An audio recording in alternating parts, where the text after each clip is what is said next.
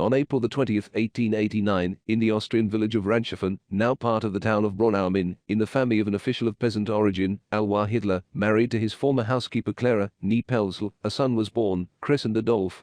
Before him, Adolf and Clara had 3 more children, but they all died in the first years of life. Also in the family lived the children of Adolf from a previous marriage, Adolf Jr. and Angela. For the first years after Adolph's birth, the family lived in a hotel, since it was the most prestigious house in a suburban village, the only suitable dwelling for a customs officer, who was Adolf. The town of Braunau is located close to the border of Austria with Germany. Subsequently, in connection with the promotions and appointments of the father of the family, the Hitlers repeatedly moved to other cities. In 1894, the youngest son Edmund was born in the family, who, however, did not live long and died of smallpox in 1900. In 1896 a daughter, Paula, was born, with whom Adolf had friendly relations for the rest of his life. He paid every attention and care to his sister. In 1895, Adolf retired for health reasons. The family acquired a house and a plot of land in the commune of Lambach. The internal situation in the family, at least while the children were young, was quite prosperous. Clara, whom Adolf turned out to be very similar in appearance, was a devoted wife, a responsible housewife, showed the same care and affection towards all children, her own and her stepson and stepdaughter. Dissonance in this family harmony was brought only by the rather domineering and inflexible character of Adolf, who, nevertheless, as a father, exclusively cared about the upbringing of his children and their future. On the basis of constant conflicts with his father, the eldest son Adolf, inclined to an easy life and adventurism, left home in 1896. After that, the father began to control and take care of Adolf especially strongly, fearing that the second son, who also had a noticeable waywardness, would follow in the footsteps of his older brother. Adolf studied very well at school, sang in the boys' choir in church, and helped the priest. In 1897 the family moved again to the village of Linding near the city of Linz. The father hoped that his son would graduate from city school and make a career in the civil service, which gave stable earnings in those very difficult times for Europeans of simple origin. However, studying in the city at a real school, where he entered in 1900, did not appeal to the boy, and his independent nature made itself felt more and more as Adolf got older, and he abandoned his studies, succeeding only in subjects of interest to him: history, geography, drawing, which he loved most of all. He even stayed in the first grade for the second year. In 1903, Adolf Hitler died, which for Adolf, despite constant disagreements with his father, became a great grief. Nevertheless, after the death of his father, although he continued to attend school, he decided not to link his life with public service, but to become an artist. 2 years later, under the pretext of ill health, he dropped out of school and tried to enter the Vienna Academy of Fine Arts, but could not pass the entrance exams, which was a new serious shock for him. And in 1907 his mother died. In 1908, at the age of less than 19, Adolf Hitler issued documents on the inheritance of his parents and the payment of pensions to himself and his sister Paula as orphans, after which he moved to Vienna, believing that the capital of the once powerful Austro-Hungarian Empire would open up many life prospects for him. He tried to enter the Academy of Fine Arts again, but the second attempt ended in failure. For several years, the young Hitler lived in Vienna at the expense of his inheritance from his parents, state benefits, and the sale of his own landscape paintings. These funds were quite enough for him to exist. Independent and somewhat romantic by nature, he avoided routine work, a firm daily routine. He was satisfied with the life of a freelance artist, moving from one rented apartment to another. At the same time, he continued to paint constantly and did not give up hope of entering the art academy. At the same time, free life actively introduced him to people from different social strata, to see their needs, to think critically about the existing social and state order. So the young freelance artist began to think more and more about political issues. Austrians, Bavarians, Prussians, Saxons, Mecklenburgers and other numerous Germanic peoples who once lived under the scepter of the disintegrated at the beginning of the 6th century, the Holy Roman Empire, have long been aware of themselves as a single German ethnic group. Many Austrian Germans looked with enthusiasm at the state unification in 1871 of the northern and middle German lands, under the rule of the Prussian Hohenzollern dynasty, under the Iron Chancellor Otto von Bismarck. At that time, the ideas of pan-Germanism, the creation of a single German state in Europe, were widely spread, but the Habsburgs who ruled Austria-Hungary opposed this. Firstly, they were used to being supreme monarchs themselves, and secondly, the political domination of the Germans would have angered the Hungarians and other non-German peoples who lived in their empire. After the collapse of the Holy Roman Empire and before the unification of Hohenzollern Germany, the German people were, as it were, humiliated among other European nations.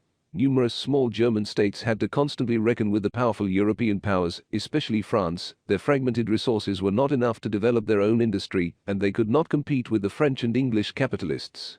In Austria, the Habsburgs were strongly influenced by the Hungarian and other non-German nobility. the unification of the northern and central German lands into a single Germany, its brilliant victory in the war with France, became the basis for the colossal development of German industry proper, for German colonial seizures in different parts of the world, and the creation of a new German empire. In the UK, formerly the industrial leader of Europe, they looked dejectedly at the shelves of stores where the inscriptions "Made in Germany" were stamped on various products. Austria, under the rule of the Habsburgs, remained essentially a backward state with a high share of agriculture, subsistence farming in the economy, with industry hopelessly lagging behind the industry of other European countries. Many ordinary Austrians dreamed of uniting their country with a developed and already threatening the whole world Germany. It seemed to them a miraculous means to solve the social problems that plagued Austria: lack of land, corruption of the bureaucracy, unemployment. They believed that the firm hand of the Hohenzollern Germans would once and for all restore complete order and make them feel like true Germans, great and valiant descendants of the ancient Germans who once crushed rich and greedy Rome. Pan-Germanism, the brilliant economic and political rise of the young German Empire against the background of the development of science, became the ground for the spread of various philosophical and social ideas of a rather specific nature in the German environment. The philosopher Friedrich Nietzsche, who lived in Germany, developed a system of views according to which there are no original concepts of good and bad, good and evil in the world. Everything that is useful for each individual is good for him personally, everything that is harmful is evil, respectively. This philosophy corresponded to the policy of wars, first for the right of Germany to have an equal voice with the leading powers in Europe, then for the German colonial seizures.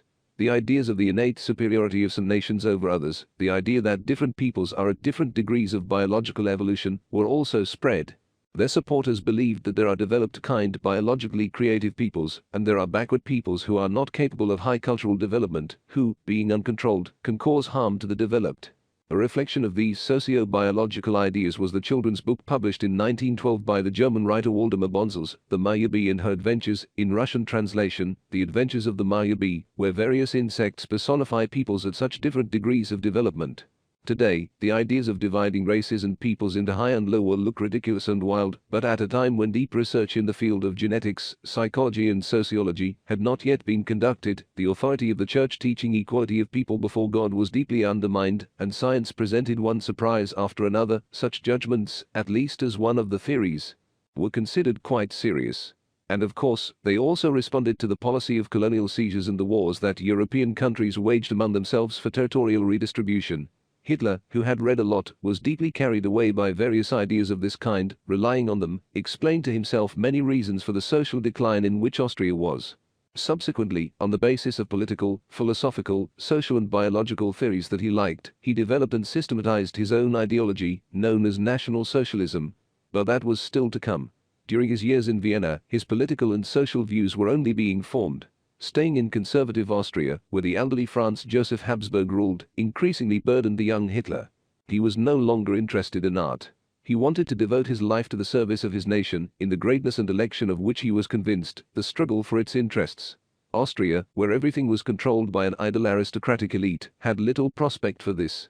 Hitler was attracted by the young and powerful German Hohenzollern Empire that stretched to the north. Not wanting to serve in the Austro-Hungarian army, where the corrupt generals ruled, Hitler for a long time evaded the military draft that came to him by age. In the end, he was recognized in Austria as unfit for combat service, and at the beginning of 1914, he permanently moved to Germany. A few months later, the German expansionism led by Wilhelm II Hohenzollern, fueled by the crisis of the capitalist model of society, which had entered its highest imperialist phase, resulted in an armed clash between Germany and its allies. Austria-Hungary, Italy, and later the Ottoman Caliphate, with their geopolitical competitors, Great Britain, France and Russia. Other countries joined the conflict, and the First World War broke out, the first armed conflict in history that covered almost the entire globe, since the leading powers had their colonies all over the world. Hitler, who met the war with enthusiasm, joined the German army as a volunteer and fought in the battles that shocked the Soviets, with their bloodshed on the Western Front against the British and the French. At the front, he showed exceptional courage, was wounded twice, awarded the Iron Cross of the First Class, an exceptional rarity for lower-ranking military personnel, and received the rank of corporal. On November 9-10, 1918, the revolution that broke out in the country, exhausted by the four-year war, overthrew Kaiser Emperor Wilhelm II. The new government, led by the Social Democrats, decided to end the war on the terms of the enemy. In fact, it was the surrender of Germany. Some of the people who were tired of the scale of the war, which had hitherto been unprecedented in history, were pleased at least that the war was finally over. But many Germans, including Hitler, were outraged and enraged by this. The country has experienced 4 most difficult years. Millions of young men were killed or maimed. The enemy could not enter German soil. Moreover, literally in the last year, the Bolshevik government of Russia, where a revolution had just taken place, transferred vast lands in Eastern Europe to Germany, which the Germans dreamed of taking over back in the Xi century. And then suddenly everything turns out to be for nothing. Many saw this as a betrayal of provocateurs led by Marxists and Jewish entrepreneurs who were not interested in the interests of the German nation. At the Paris and Washington international conferences, the conditions for a new world order were worked out. Germany was losing all its colonies and was obliged to pay huge reparations for the damage caused by the World War. Reparations in the absence of colonies, from which industrial raw materials used to come, fell on Germany with the heaviest burden, in which then, over and over again, clashes between supporters of different political parties began to break out here and there.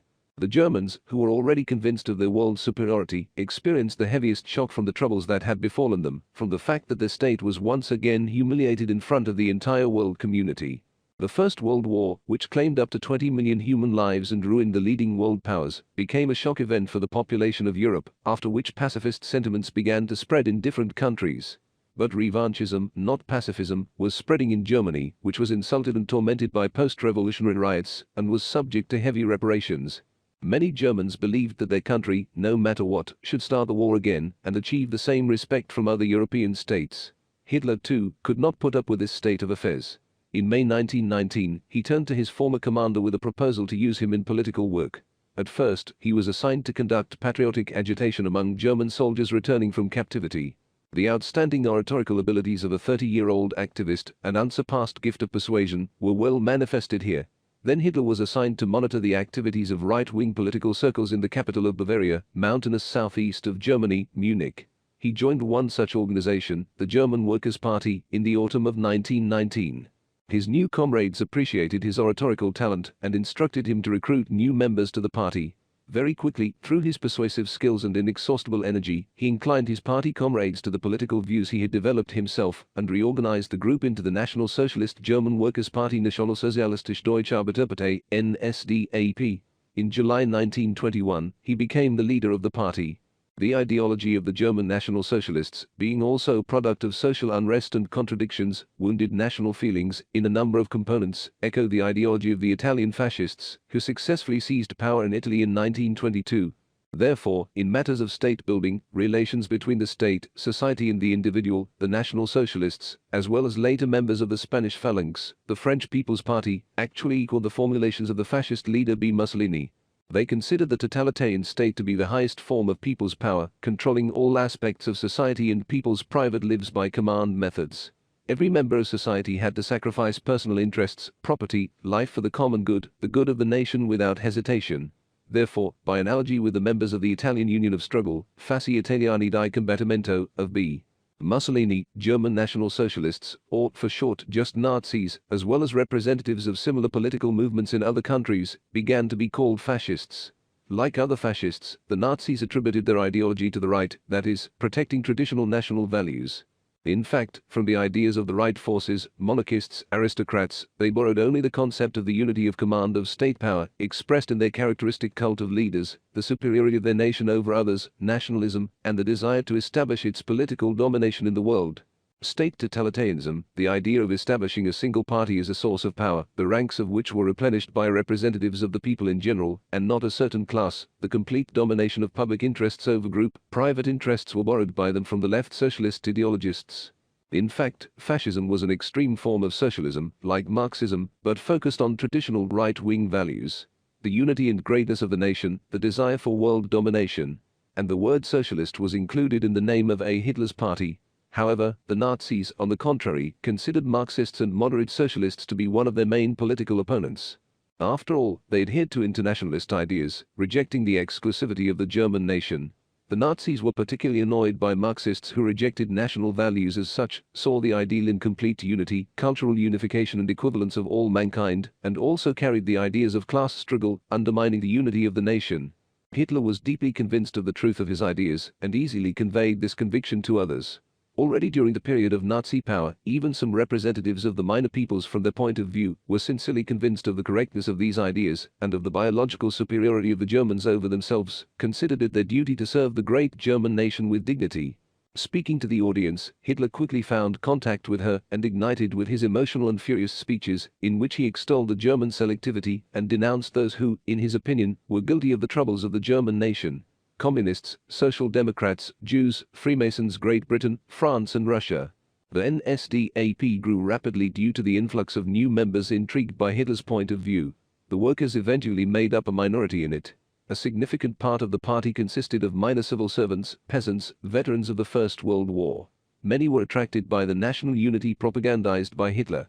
The problem was more urgent than ever in the conditions of the class struggle going on in Europe at that time. The war and the subsequent crisis forced many people to find out their true worth. In the National Socialist Party, a hereditary aristocrat, a landowner and a simple peasant, a worker and an official, united by wounded patriotic feelings, turned out to be side by side.